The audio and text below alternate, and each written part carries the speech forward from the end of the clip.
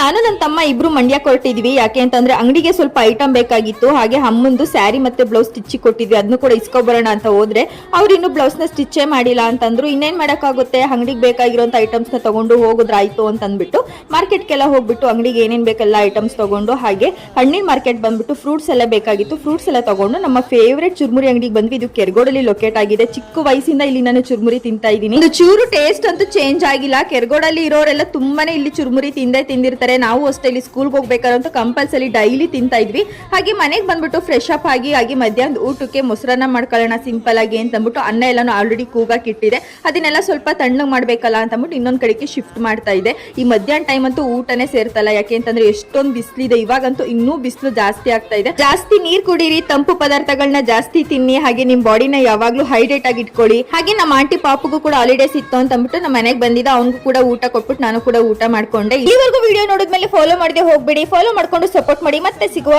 ಬಾಯ್.